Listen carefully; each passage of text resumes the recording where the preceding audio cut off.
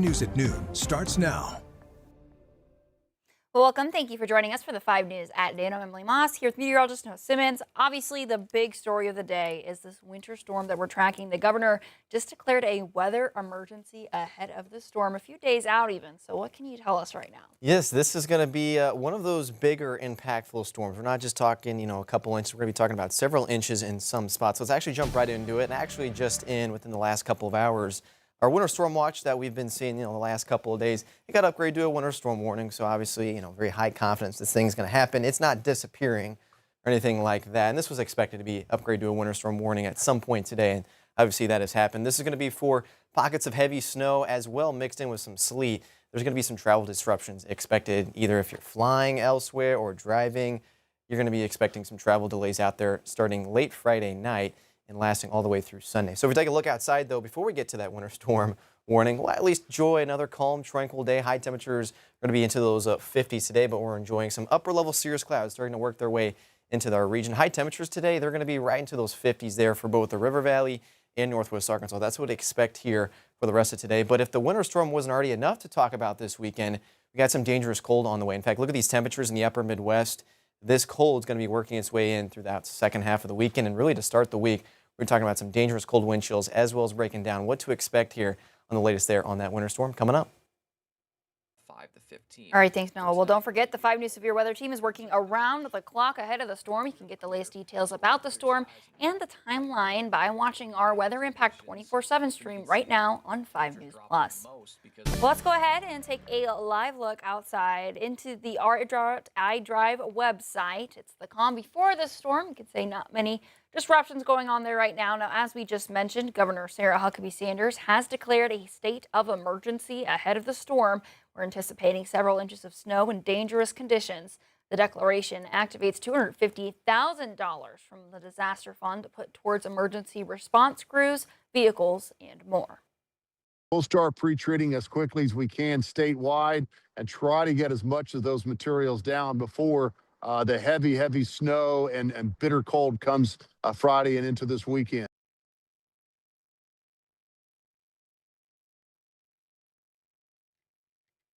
Well, also working around the clock is the Arkansas Department of Transportation to get ahead of the winter weather. Crawford County leaders say they've got around 50,000 pounds of salt and nearly 500 tons of cinders to tackle the winter weather. Road crews have also started pre-treating their pavement with liquid solutions for the first time in the county's history.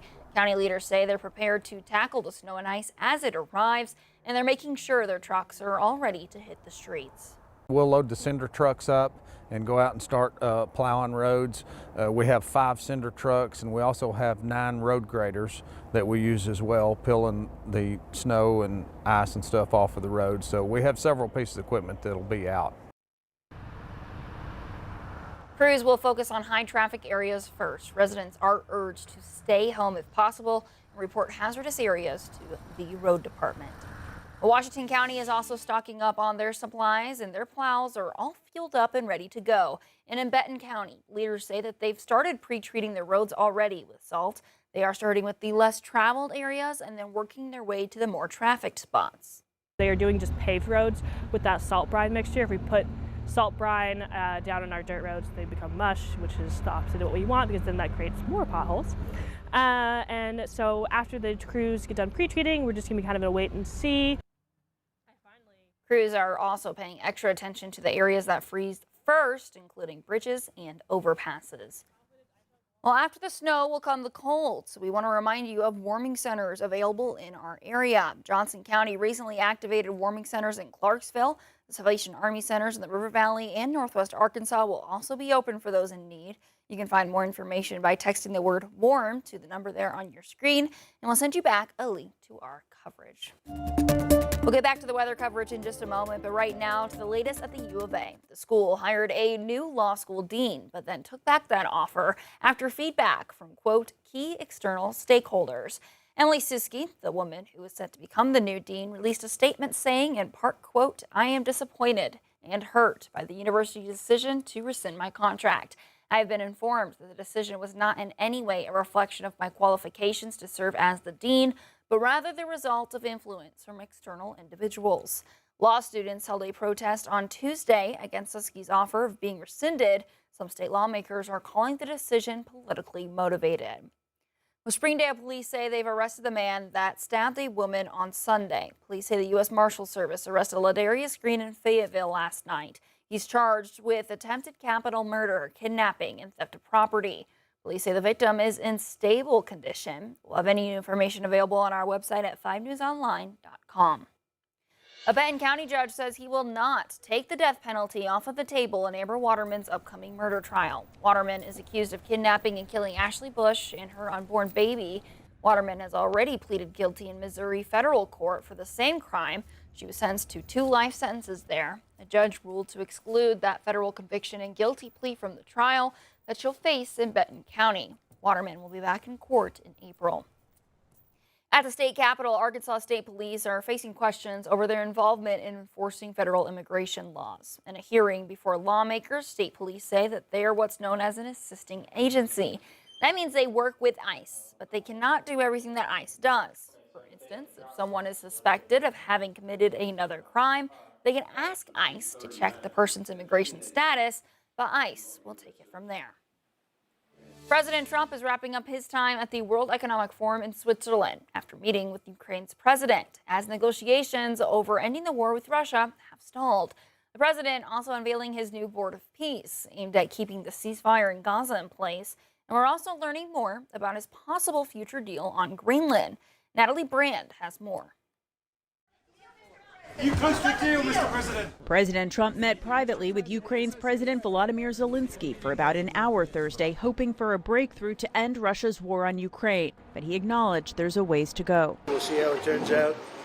A lot of people being killed. No security guarantees work without the U.S. But what about the ceasefire itself?